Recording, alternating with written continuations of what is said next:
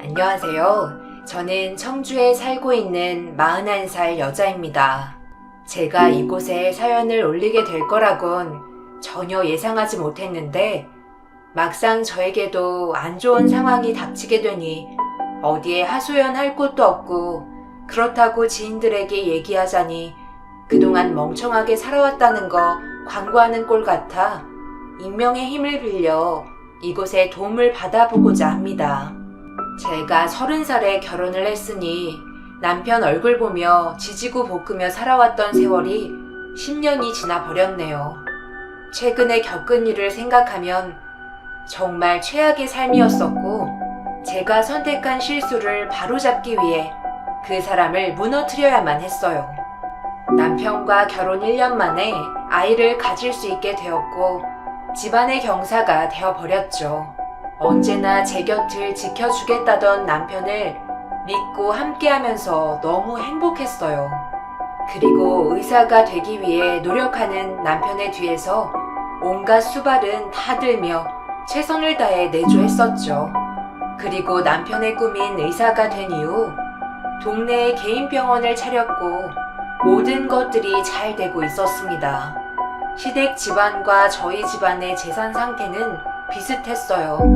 시부모님께서도 남편이 의사가 되기까지 많은 것들을 지원하고 계셨죠. 없는 형편에서 한 사람을 의사로 만드는 건 정말 쉬운 게 아니었어요. 그래도 노력한 만큼 좋은 결과가 뒤따라줘서 앞으로 남은 인생 저희 가족 모두 행복한 시간만 가질 수 있을 거라 생각했었습니다. 하지만 시간이 지나면 지날수록 조금씩 다른 방향으로 흘러가기 시작했어요. 예미야, 너 이리 좀 와봐라. 지금 여기에서 뭐 하는 거야? 내가 병원에 이런 식으로 오지 말라고 몇 번이나 얘기했었는데 옷차림이 이게 뭐니? 의사 남편을 뒀으면 품격 있게 행동해야 된다고 내가 몇 번이나 말을 했었는데 구걸하는 사람처럼 여기저기 해진 옷을 입고 병원에 나타나면 어쩌자는 거야? 아들이랑 점심 먹으러 들리면서 발견해서 다행이지. 만약 이 꼴을 간호원들이 보기라도 하면 자기 마누라 옷 한 벌 안 사주는 악덕 병원장으로 볼 거 아니야. 왜 이렇게 생각이 없어? 뭔가 오해가 있으신 것 같은데요. 어머님, 제가 갑자기 급하게 온 이유는 재민 아빠가 집에다 서류 하나를 놓고 왔다고 해서 최대한 빨리 와야 할 것 같아 준비도 못하고 온 거예요.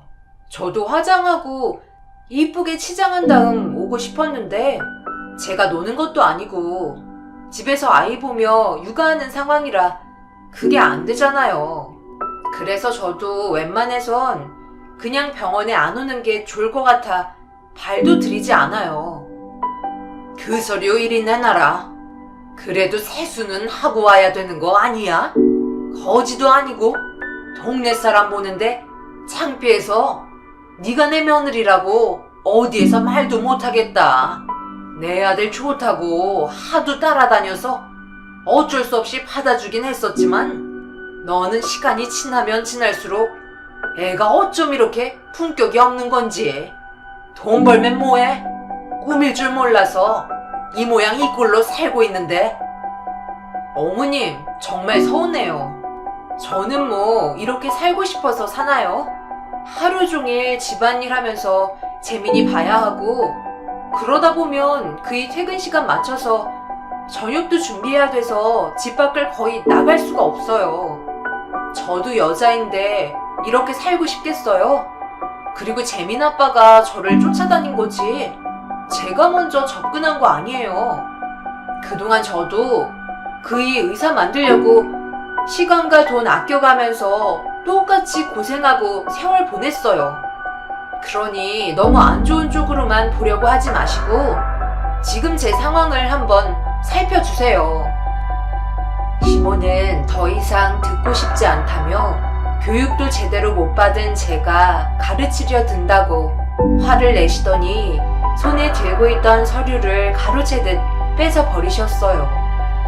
그리고 저를 상당히 불쾌하다는 눈빛으로 바라보셨습니다. 그 사이 식사를 끝낸 간호사분들이 병원 쪽으로 걸어오자 시모는 저를 보여주는 게 창피했는지 급하게 비상계단 쪽으로 밀어 넣으셨고 문을 닫으시면서 계단으로 내려가라며 한심하다는 시선으로 바라보셨어요.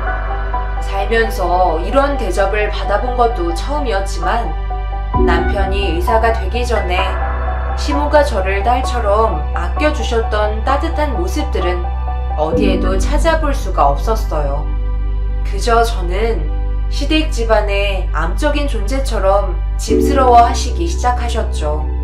시모에게 제일 많이 느끼고 있었던 건 단물 다 빠졌으니 이제 내치고 싶어 하신다는 느낌이 많이 들었었어요. 그래도 저는 남편이 잘 될 수 있게 뒤에서 정말 많은 노력을 해왔고 시간을 쏟았기 때문에 시모가 저를 함부로 할 수 있는 권한은 없었습니다. 그리고 남편은 언제나 저를 한결같이 사랑해 주었고 변함없는 모습을 보여줬었어요. 그렇기에 힘든 부분들이 있어도 참고 넘어갈 수 있었습니다. 어찌됐든 시모가 저에게 상처를 줬던 말들은 한 귀로 흘려버린 채 1층으로 내려왔는데 남편과 딱 마주치게 되었어요. 그런데 남편 옆에 찰싹 붙어있는 한 여자가 똑같은 아이스 커피를 들고 저에게 경계하는 눈빛을 보내길래 남편에게 처음 보는 사람인데 누구냐고 물어봤습니다. 이번에 같이 일하게 될 상담 실장님이셔. 여긴 어쩐 일이야? 서류 준다고 했었지. 병원에 놓고 나오는 거야? 어머님이 지금 병원에 계셔. 그래서 전해드리고 들어가는 길이야. 오늘은 일찍 들어오는 거야? 저녁은 어떻게 하게? 어머니가 병원에 계신다고? 그럼 이따가 나올래? 같이 저녁이라도 먹게. 당신 재민이 보느라고 힘들었을 거 아니야. 나는 좀 피곤해서 그냥 집에서 쉬는 게 좋을 것 같아. 그럼 어머님이랑 저녁 먹고 들어와. 그럼 이따가 봐. 남편은 저를 안아주면서 고생한다고 미안해 했어요.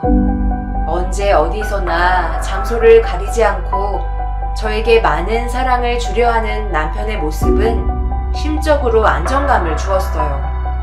시모에게 받은 상처도 금방 잊을 수 있을 만큼 큰 힘이 되었습니다. 그런데 남편 옆에 있던 새로 들어온 상담 실장이란 여자가 신경이 안 쓰이는 건 아니었어요. 저보다 많이 젊어 보였고 남자가 좋아할 만한 옷과 애교도 많아 보여 분명 끼가 많아 보이는 여자였습니다. 하지만 최대한 신경 쓰지 않으려 노력했어요. 남편에겐 무럭무럭 자라고 있는 아들 재민이가 있었고 조강지처인 제가 옆자리를 지키고 있었으니까요. 저희 집에서 재민이를 돌봐주고 계신 친정엄마가 걱정이 돼서 급하게 집으로 돌아와 현관문을 열려고 하는데 옆집에 살고 계신 아줌마가 주위를 살피더니 저를 불렀습니다. 주변을 상당히 경계하면서 저에게 빨리 오라고 손으로 재촉하시길래 무슨 할 말이 있으신 것 같아 옆집 아줌마한테 다가갔어요. 그런데 핸드폰을 켜더니 사진 한 장을 보여줬고 그 장면을 확인한 순간 너무 놀라 비명을 지를 뻔한 입을 틀어 막았습니다. 아줌마는 복도에서 대화하는 게 꺼려졌는지 저를 아줌마 집에 데리고 들어왔어요. 일단 찬물부터 마시고 신정하는 게 좋을 것 같아. 내가 지금까지 쭉 지켜봐왔었는데 재민 엄마가 너무 착하고 순진해서 아무것도 모르는 것 같아. 어떤 상황인지 알려줘야 할 것 같아서 참다 결국 부른 거야. 나도 남의 집 가정사에 참견하는 거 좋아하지 않지만 그동안 우리 집에 나눠준 반찬이며 가끔 부업 일손 부족할 때 도와줬던 게 고마워서 알려주는 거야. 그런데 전혀 이런 사실을 몰랐어? 표정 보니까 아예 모르고 있었나 보네. 그렇게 둔해서 앞으로 이 험난한 세상 어찌 살아가려 그래? 아직 나이도 젊은데 하루빨리 새 출발하는 게 좋지 않겠어? 재민 엄마만 모르지. 동네 사람들은 벌써 소문이 자자하다고.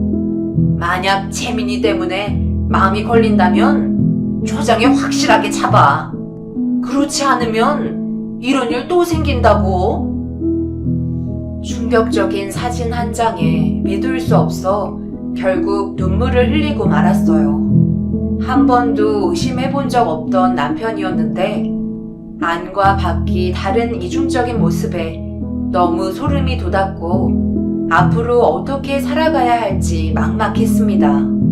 바람은 처음이 어려운 거지 한 번 시작하게 되면 평생 고칠 수 없는 게 바람이라고 들었습니다.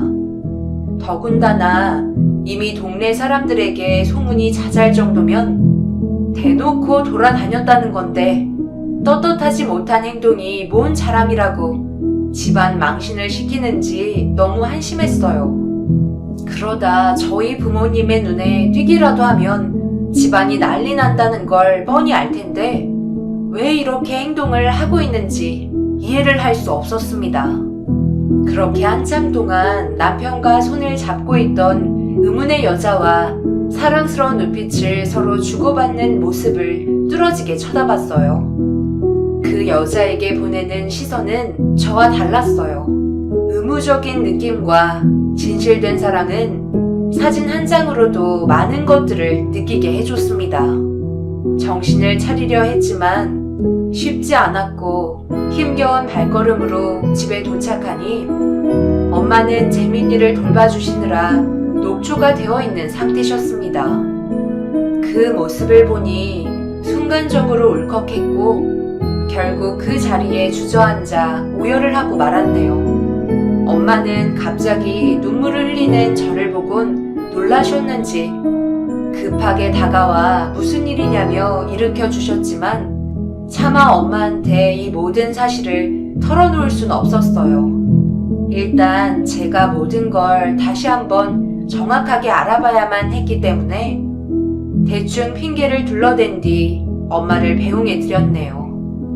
그리고 그날 이후부터 저는 남편의 모든 걸 의심하기 시작했어요. 하나부터 열까지 세세하게 전부 다 다른 사람의 모습으로 다가왔습니다. 못 보던 셔츠 같은데 새로 산 거야? 아침에 출근할 땐 흰색 셔츠였는데 지금은 하늘색을 입고 있네. 당신 셔츠색 들어간 거 별로 안 좋아하잖아. 스타일이 바뀐 거야? 셔츠 살 시간도 없었을 텐데 나한테 미리 얘기하지 그랬어. 아, 이거 선물 받은 거야. 맨날 똑같은 옷만 입는다고 직원이 분위기 좀 바꿔보라고 그래서. 어때? 괜찮은 거 같아? 맨날 흰색 셔츠만 입다가 하늘색은 처음 입어봤는데 나쁘진 않은 거 같지? 이런 거 종종 사서 입어도 괜찮겠어. 당신 많이 바뀌었네. 예전에는 절대 색 들어간 셔츠 입지 않겠다며 나한테 화를 낸 적도 있었는데 직원이 선물해준 건 잘도 받아 입었네. 다음부턴 내 말도 좀 들어줬으면 좋겠어. 나는 당신 아내잖아. 그럼 내가 사준 셔츠 줘. 세탁하게. 그거 버렸는데? 때도 좀 낀 것 같고 너무 오래된 구식 스타일이라 앞으로 입지도 않을 것 같아 그냥 버렸어. 그 셔츠를 버렸다고? 당신 미쳤어? 그게 어떤 셔츠인데 벌써 까먹은 거야?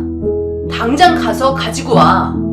내가 당신 의사된 기념으로 처음 선물해준 셔츠였잖아. 나한테 뭐라고 그랬어? 평생 의사가 된 날을 기억하고 싶을 때 꺼내 입겠다며. 그런데 이제는 그 셔츠를 가차없이 버려? 그 직원이 선물해준 셔츠가 그렇게 좋았니? 나와 나누었던 대화들은 전부 잊어버린 거야? 셔츠 한 장 가지고 정말 너무 심한 거 아니야? 그건 그때 감정이었지. 지금은 다르잖아. 뭘 그걸 가지고 그래. 사람은 환경에 맞게 변화되는 거야. 지금 현재에 잘하면 되는 거지. 과거의 기억은 묻어두고 내 앞에 있는 당신에게 잘하면 되잖아. 이게 나한테 잘하는 거라 생각하는 거야? 요즘 하나부터 열까지 전부 다 당신이 하고 싶은 대로 하잖아. 사람이 왜 이렇게 변했어?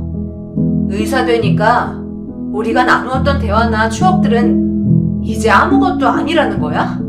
꼴도 보기 싫으니까 당장 나가. 살면서 남편에게 처음으로 소리를 질렀어요. 다른 여자와 바람 피운 사진을 봤을 때도 퇴근하고 들어온 남편에게 소리친 적 없었는데 그날은 저에게 엄청난 충격을 안겨준 날이었습니다. 앞서 말씀드렸듯이 양가 집안 찢어지게 가난했었고 저는 남편과 만나면서부터 제 삶은 아예 없었어요. 오로지 뒷바라지하며 힘들게 번 돈을 남편에게 투자를 했었죠. 그리고 의사가 되었을 때 정말 며칠을 고민해서 제일 어울릴 것 같은 셔츠를 선물해 준 거였는데 아까워서 잘 입지도 않아 거의 새거나 다름없었던 셔츠를 직원이 준 선물 하나에 가차없이 쓰레기통에 던져 버렸다는 걸 생각하니 너무 마음이 안 좋았습니다. 그렇게 했던 행동은 저를 사랑하는 감정이 남아있지 않다는 거였으니까요. 제 생각을 조금이라도 했다면 분명 셔츠는 집에 가져왔었겠죠. 결국 제가 이성을 잃어 남편에게 소리치며 화를 내자 제 목소리가 듣기 싫었는지 집에서 뛰쳐나갔습니다.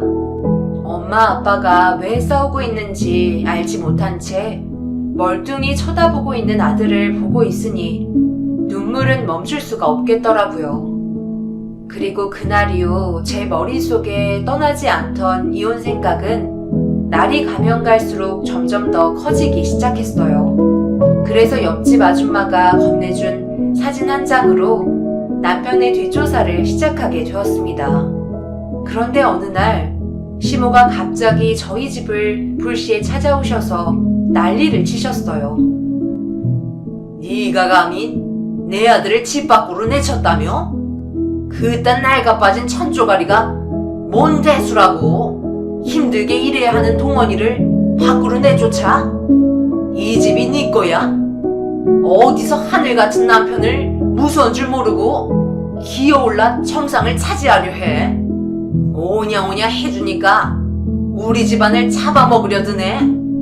적당히 까부는 건 애교로 받아줄 수 있지만 도가 지나치면 지금이라도 당장 내칠 수 있다고.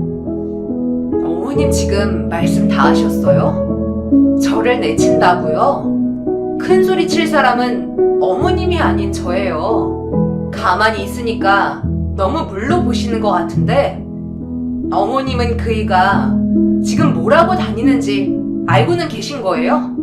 적당히는 제가 아닌 그이한테 해당이 되는 거고요.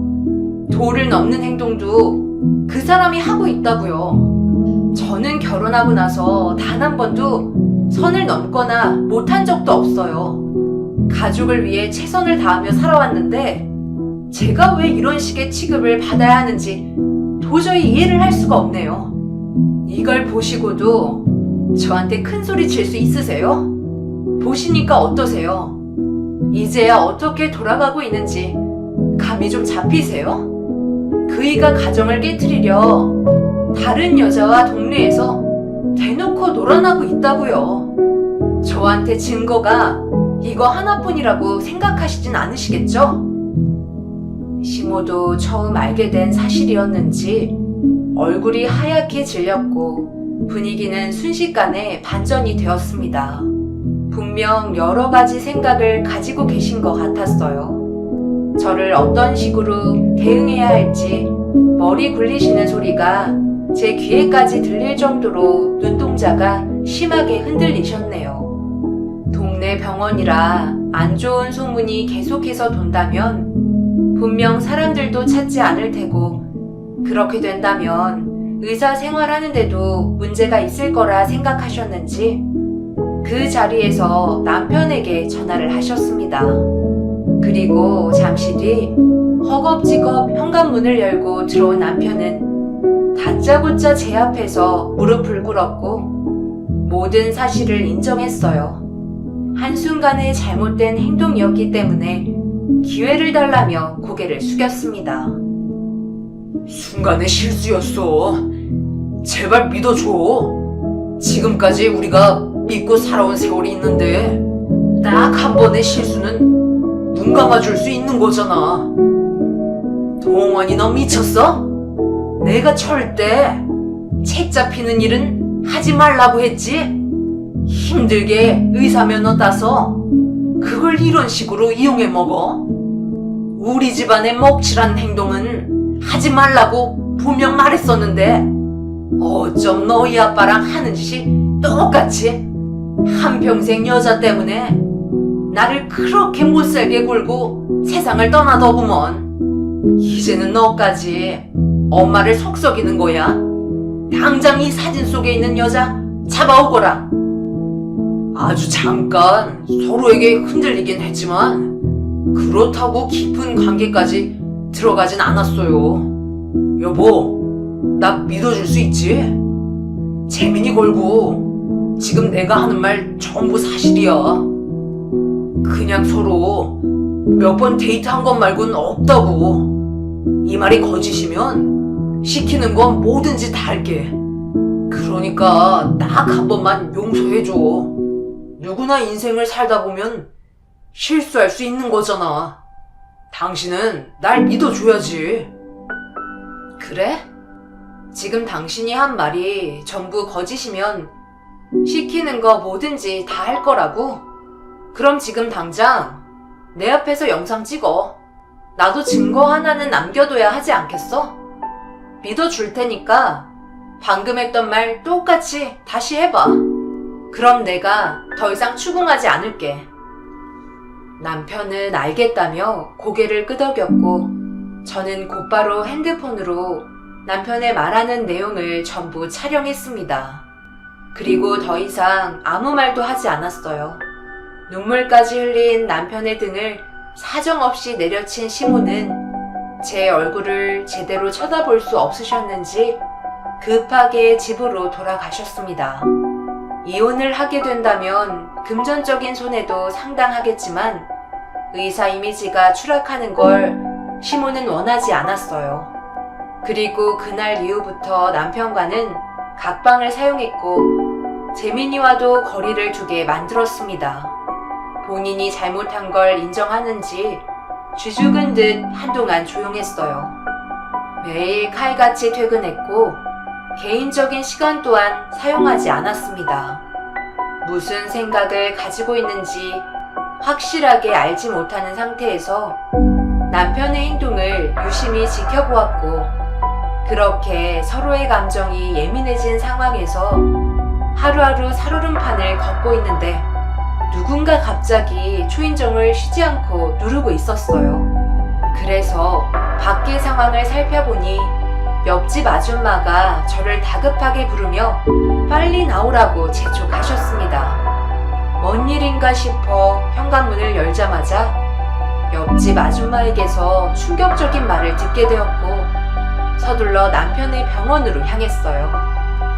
갑자기 찾아온 저를 보고 많이 놀란 간호사분들이 당황하고 있었는데 예전에 남편 옆에 아이스 커피를 들고 있던 상담실장이 보이지 않더라고요.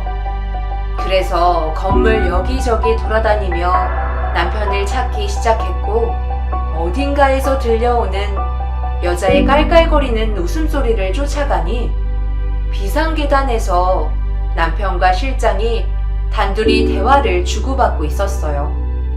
최대한 몸을 낮춰 둘의 대화에 귀를 기울였고 손이 부들부들 떨릴 정도로 남편은 그 실장에게 제 험담을 하고 있었고 그걸 듣고 있던 여자는 배꼽을 잡고 웃고 있었습니다. 정말 한심한 여자야. 내가 지금 참고 있는 건 내 아들 때문에 그런 거지. 자식만 없었어도 바로 이혼했어. 의사가 된 게 전부 자기가 노력해서 된 줄 착각하고 있다니까. 내가 그만큼 노력했기 때문에 지금 이 자리에 있을 수 있는 건데 혼자서 다른 세상 살고 있는 것 보면 정말 한심하고 답답하다. 최 실장도 그때 봤지? 그게 사람이냐? 내가 의사인데 뭐 꼬락서니 봤지? 아무리 내가 서류가 급하다고 해도 기본적인 건 해야 될 거 아니야? 전혀 심장에 두근거림도 없고 여자로 느껴지지가 않아.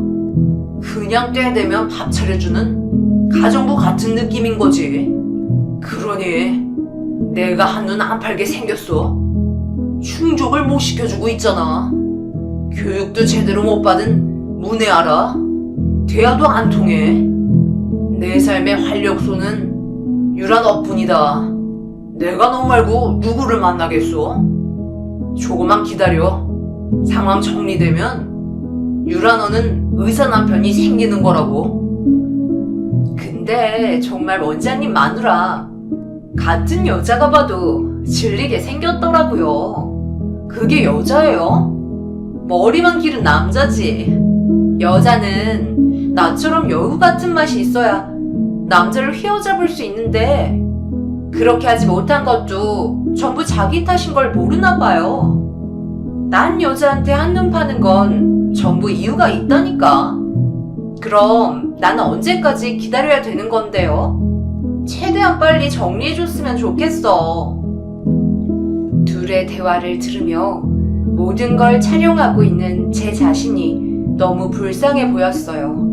이런 삶을 살려고 남편에게 인생을 바친 게 아닌데 제가 안 보인다고 이런 곳에서 질 떨어지는 대화를 하고 있는 두 사람을 도저히 용서할 수 없었습니다. 그날 남편에게 아주 손톱만큼 남아있던 정도 전부 지워버릴 수 있었어요. 옆집 아줌마 아니었음 이런 것도 모른 채 멍청한 삶을 보내고 있었겠죠. 그리고 그날 저녁 남편과 정리가 될 때까지 재민이를 친정 부모님께 맡겼어요. 안 좋은 모습까지 보여주고 싶지 않았습니다. 남편은 제가 왔다 갔다는 걸 간호사분들에게 들었는지 늦은 저녁 시간이 돼도 집에 들어오지 않더라고요. 더 이상 신경 쓸 필요도 없어 제 할 일을 하면서 남편을 무너뜨릴 준비를 묵묵히 하고 있었습니다.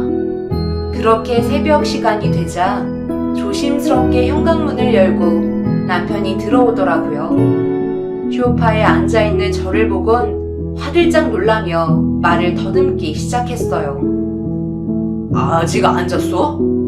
오늘 직원들 회식이라 어쩔 수 없이 시간을 보내줘야 할 것 같아 좀 늦었어. 미리 연락 못해서 미안해. 그래? 좀 늦었네. 사정이 있었겠지. 피곤할 텐데 씻고 들어가서 자.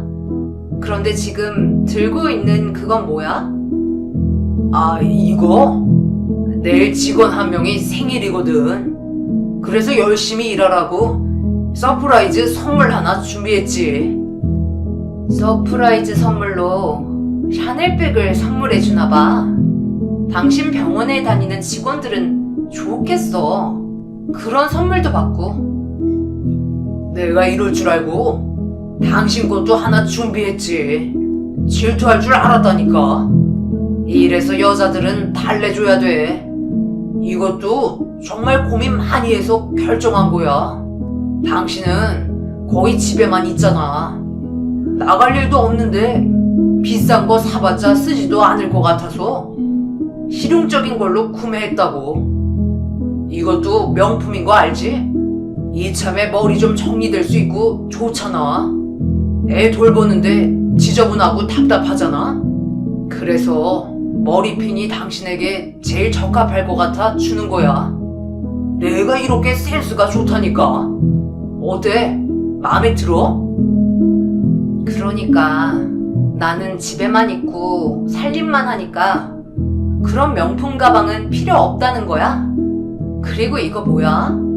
신경 써서 고른 거라더니 사은품이라고 택이 적혀 있네? 지금까지 단 한 번도 쉬지 않고 당신 수발만 들었는데 고작 사은품 머리핀 하나 받을 수 있는 거구나. 남편은 당황했는지 급하게 화장실에 들어가 상황을 모면했어요. 예전에 했던 말이 기억나더라고요. 남편이 의사가 되면 제가 가지고 싶은 모든 건 다 사주겠다고 했던 그때 입이 닳도록 했던 말은 전부 거짓이었고 고작 사은품 머리핀 하나 받으려고 이 고생을 했나 후회가 밀려왔어요. 그동안 함께했던 세월의 시간이 너무 아까웠습니다. 분명 남편이 들고 왔던 샤넬백은 그 실장에게 줄 게 뻔했지만 저는 화장실에서 나온 남편에게 자존심 다 버리고 샤넬백을 줄 수 있냐고 물어봤어요. 처음엔 당황한 듯 보였지만 그 정도의 명품백 쉽게 살 수 있을 정도의 재력은 있으니 기분이라며 선뜻 저에게 넘겨주었습니다. 제가 샤넬백을 받고 싶은 이유는 다른 목적이 있었거든요. 그리고 그날 저녁 남편의 핸드폰에 저장되어 있던 실장의 전화번호를 알아낸 뒤 그날 남편과의 인연을 끝내기 위해 많은 것들을 준비했어요. 그리고 실장에게 아침 일찍 전화를 걸었습니다. 모르는 전화를 받아서 경계하는 목소리로 누구냐고 물어보길래 남편의 본처라고 밝혔어요. 순간 당황했는지 끊어버렸지만 다시 전화를 걸으니 본인도 할 말이 있는지 용기 내서 받더라고요. 그래서 대화 좀 하고 싶다며 잠깐 만날 수 있냐고 물어봤어요. 본인도 제가 빨리 정리하길 원했는지 흔쾌히 수락했고 그렇게 저희는 카페에 마주보고 앉았습니다. 그이랑 요즘 재미가 좋은가 봐요. 얼굴빛이 상당히 좋은데요. 그리고 지금 걸치고 있는 것들 전부 명품인 것 같은데 그 사람이 전부 치장이 좋나 봐. 좋으시겠어요. 의사 남편 만들게 되셔서 저는 그만 놓아주려고요. 잘 생각하셨어요. 떠난 마음 붙잡아봤자 서로 피곤하잖아요. 하루빨리 갈라서야 헛된 인생 소비 안 하시죠. 질질 끌어봤자 피밖에 더 봐요. 인생 복잡하게 살 필요 없어요. 그냥 자신에게 주어진 인생 받아들이면서 사는 거죠. 같은 여자가 봐도 원장님이 왜 이탈하셨는지 알겠어요. 몸에서 느껴지는 매력이 하나도 없어요. 남자를 끌어당기는 매력이 하나 정도는 있어야 하는데 축 처진 살덩이에 헝클어진 머리하며 얼굴은 탄력 없는 주름으로 가득하니 제가 남자라도 치가 떨려 도망치겠네요. 잘 선택하셨어요. 그래서 언제 이혼하시게요? 저희도 하루빨리 결혼 준비해야 되거든요. 어차피 이렇게 된 거 솔직하게 얘기할게요. 제 뱃속에 원장님의 아이가 자리 잡고 있어요. 임신 7주라네요. 그래요? 축하드려요. 임신이라는 게 마냥 좋은 줄만 아시는데 출산하시고 한번 경험해보세요. 그리고 이거 받으세요. 오늘 생일이라면서요. 그이가 깜빡하고 집에 놓고 갔나봐요. 전날에 서프라이즈 해주려고 이것저것 많이 넣은 것 같던데 죄송하지만 저도 너무 궁금해서 잠깐 봤거든요. 아마 제가 받았어도 인생의 최고의 선물이 됐을 것 같네요. 축하드려요. 남의 선물을 함부로 뜯어보고 그래요. 그래도 오늘은 좋은 소식을 들었으니 그냥 넘어갈게요. 서프라이즈라고 하니까 너무 궁금하네. 잠깐, 이게 뭐죠? 이것들이 왜 여기에 들어있는 거예요? 지금 나한테 뭐 하자는 거야?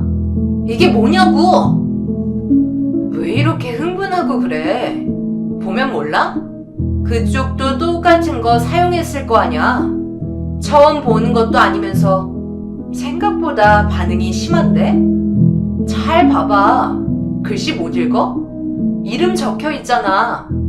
축복이, 찰떡이, 꼬물이, 대박이, 행복이, 튼튼이 전부 다 임신 테스트기인 거 보고도 몰라? 그러니까 이게 다 왜 여기에 들어가 있는 건데? 나랑 뭐 하자는 거야? 그쪽 아이 한 명밖에 없잖아. 어디서 나한테 장난을 쳐? 너는 태명이 뭐야? 너까지 합쳐서 7의 자식을 만들어버린 거야? 그놈도 정말 대단하지. 완전 고삐 풀린 망아지잖아? 의사 되더니 완전 쓰레기가 되어버렸네. 나는 본처인데 너는 7번째 첩밖에 안 되는 존재네. 가지고 놀기 위한 놀이개에 불과한 존재. 정말 한심하다. 의사라고 침 질질 흘리며 달려들더니 결국 너의 인생도 별것 없는 것 같다. 너 위에 있는 첩들이랑 싸워서 내 자리를 꼭 차지하길 바래. 그럼 나는 할 말 다 끝난 것 같으니까 앞으로의 인생 잘 만들어 보렴. 그 여자는 테이블에 놓인 임신 테스트기를 보고 비명을 질러댔어요. 그리고 밖으로 나가려던 저를 밀치고 어디론가 미친 듯이 빠른 걸음으로 이동하기 시작했어요. 안 봐도 비디오였죠. 남편의 병원에 찾아가 난리를 칠 게 뻔했습니다. 그동안 자신을 통제하지 못한 남편은 의사의 타이틀을 이용해 주변에 꼬이는 여자를 쳐내지 않고 전부 받아들이고 있었어요. 그리고 임신 테스트기가 점점 하나씩 쌓여가기 시작했죠. 아무한테도 말하지 못한 비밀이 터지게 된 거였어요.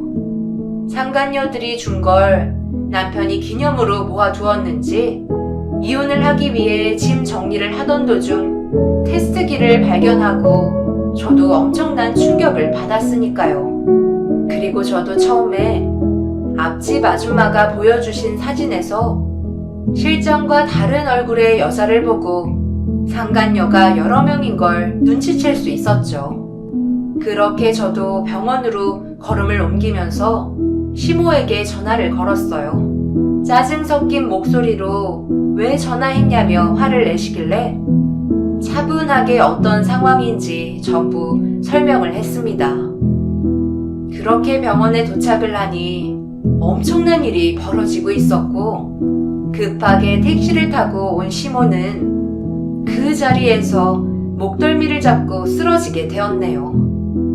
그리고 둘러싸여 있는 사람들을 비집고 현장을 확인하니 정신 나간 여자가 이성을 잃었는지 메스를 가지고 한바탕 난리를 치면서 남편은 중상을 입게 되었어요.